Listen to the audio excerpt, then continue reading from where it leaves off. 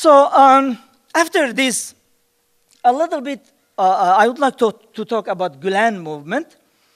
Now, within this tradition, the tradition of charity, the tradition of prayer, the tradition of religiosity, we find a prominent figure emerges in 1980s, although he started earlier, but a kind of public figure started in 1980s. This was a man called Fethullah Gülen.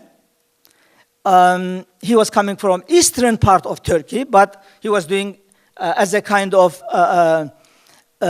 preacher and imam under the Directorate of Religious Affairs, under the Ministry of Religious Affairs. So he was actually a member of the Department of Religious Affairs, if you wish, the department. I use the term that, make it familiar for us. He was a charismatic leader. At the very beginning, because of for his speeches, for his,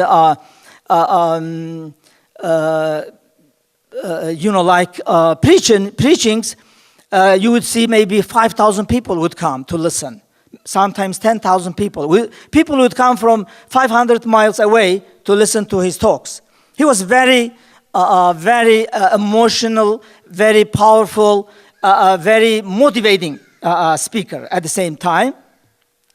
He is known, very well known in the area of the Quran.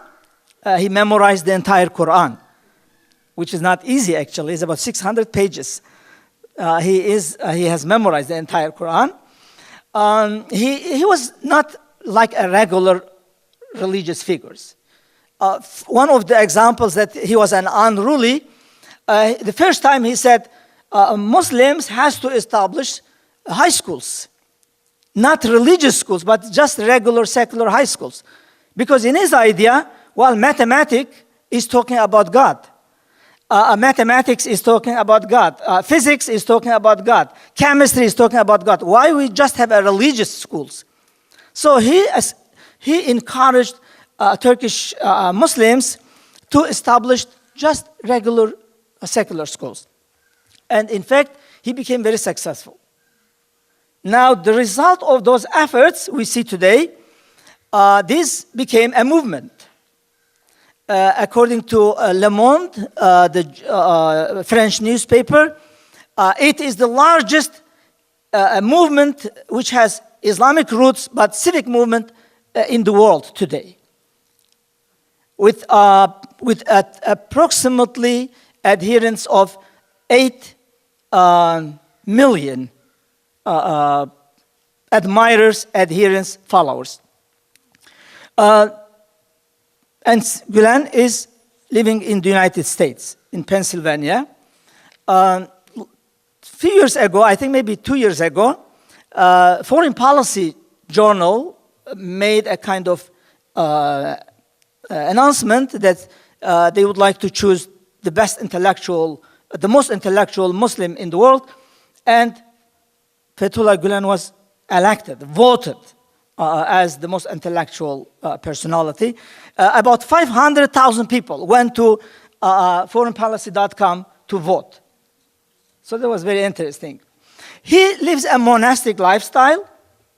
Generally, he never married. Sorry, again, I'm getting away from this.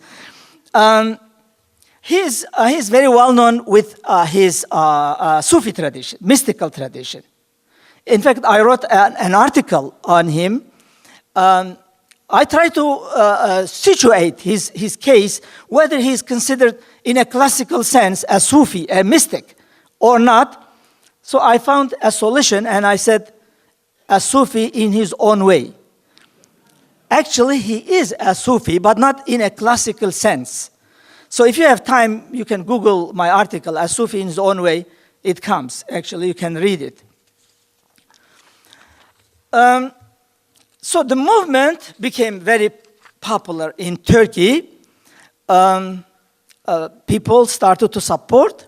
Among the supporters of the movement, not only Muslims in Turkey, actually, some even non-Muslims. I just read in an article that a Jewish businessman, for example, supported one of the schools of the movement in Moscow, because it was very much contributing to the culture there and bringing Turkish culture to that place.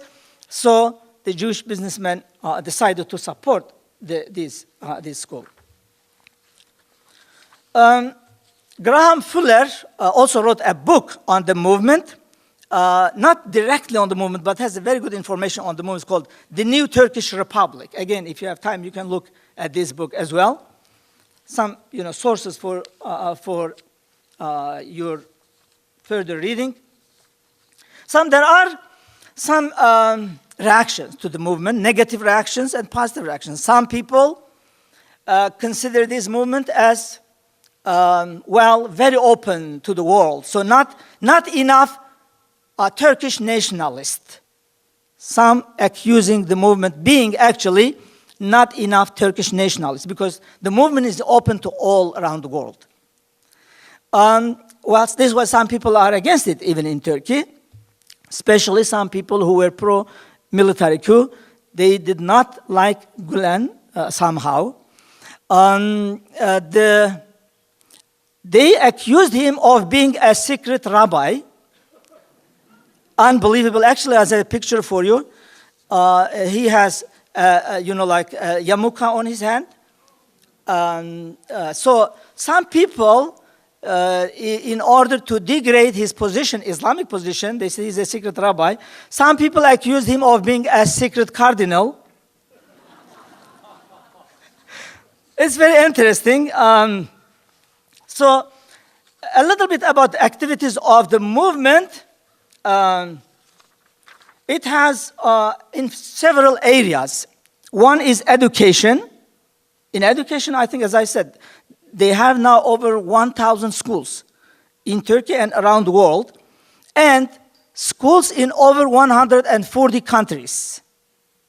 So that's really very interesting. And if really, as we see, it is pro-peace, pro-nonviolence, because Gülen never accepted violence, even in the most violent time of Turkey, when we had, daily about 50 people were killed between leftist and rightist groups. He said, be calm. He would go to people and say, violence is not solution. To do this is not a solution. You can come together, you can communicate. So that's why he promoted interfaith dialogue in Turkey, and then later in the United States, even here also he's promoting interfaith dialogue. So this education, if the generation that are educated in these schools be in this philosophy of nonviolence, I think we have a good promise about future. So I'm hopeful with that regard. Also, they have something in health area, like hospitals in Turkey, and I think several in Africa also. Some aid programs. They have also some aid programs helping the areas that are affected. For example, Haiti, earthquake, etc. And I think even New Orleans, when we had the flood there, this organization sent some aid. In media, the movement became very powerful. Actually, the largest newspaper in Turkey is now related to the Hizmet movement, what's called Hizmet movement, Hizmet, which means service, the movement for service. I think the most visible part and sometimes criticized part of this movement is interfaith dialogue, because the movement in Turkey started this interfaith dialogue in 1990s. Although the seeds of this were in 1980s, but in 1990, it became much more visible when Gülen invited the chief rabbi of Israel to have a meeting with him, and then he went to Vatican and met with Pope John Paul II, and I think these were a great start for Muslims' interfaith dialogue, and Gülen contributed greatly to this. Even today, if you ask minorities, Christian and Jewish minorities, they appreciate this attempt of Gülen that perhaps, I listened from one of them, he said, I remember we were never mentioned during holidays by the Ministry of Religious Affairs. But after Gülen initiatives, now we are receiving greeting cards from the Ministry of Religious Affairs. So that was a good start. Actually, Gülen started that.